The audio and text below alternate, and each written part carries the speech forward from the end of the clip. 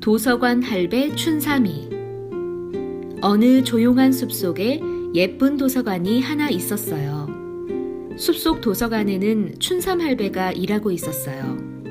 춘삼 할배는 젊을 때부터 책 속에만 푹 파묻혀 살아왔어요.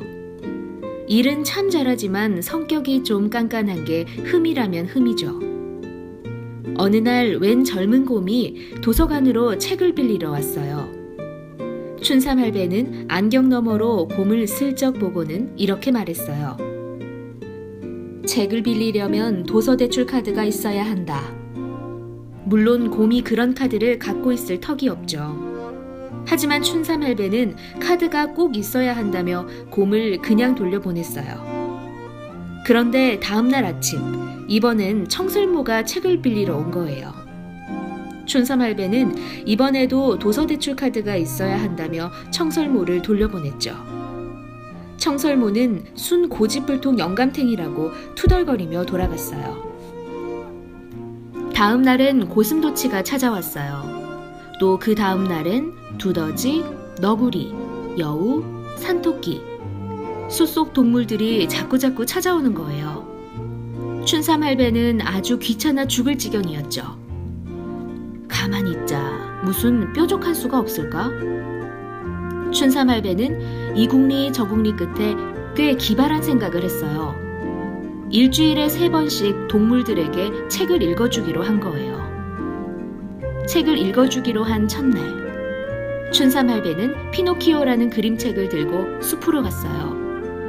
풀밭에는 벌써 숲속 친구들이 옹기종기 모여 있었죠. 곰은 맨 앞자리에 떡 버티고 앉아 귀를 잔뜩 기울였어요. 춘삼 할배는 구수한 목소리로 피노키오, 보물섬, 피터팬 같은 이야기들을 차례차례 읽어줬어요.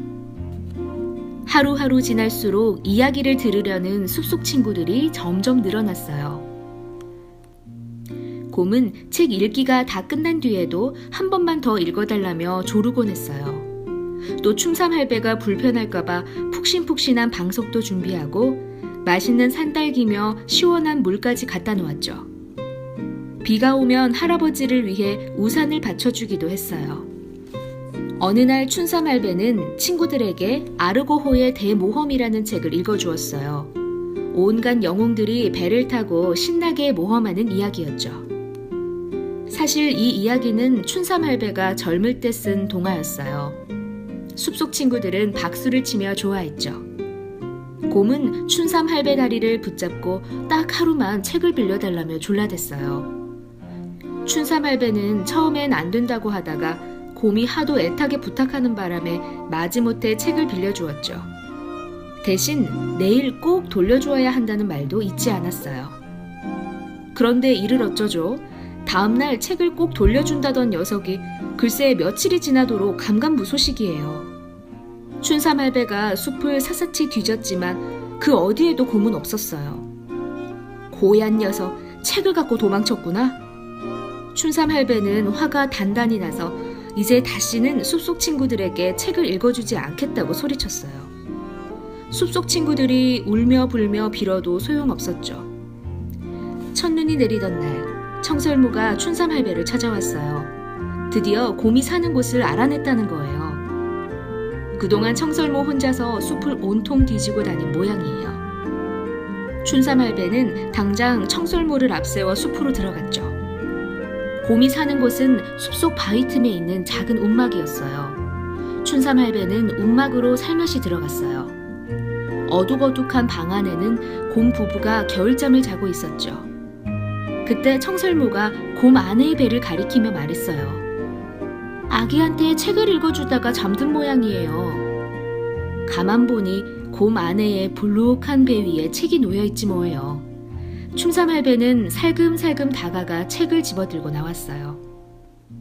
그날 춘삼 할배는 밤늦도록 잠을 이루지 못했어요. 책을 읽어주다 잠든 곰의 얼굴이 자꾸 생각났거든요. 엄마 곰, 아빠 곰이 겨울잠을 자면 아기 곰에게 누가 이야기를 들려주나 하는 생각도 들었죠. 다음 날 아침, 춘삼 할배는 다시 곰 부부의 움막집을 찾았어요. 그러고는 침대 옆에 앉아 천천히 책을 읽어주기 시작했어요. 엄마 곰 뱃속에 있는 아기 곰에게 말이에요. 긴 겨울이 끝날 때까지 춘삼 할배는 매일 밤마다 아기 곰을 위해 책을 읽어주었어요. 숲속 친구들도 난로가에 빙 둘러앉아 춘삼 할배의 구수한 목소리에 흠뻑 빠져들었죠.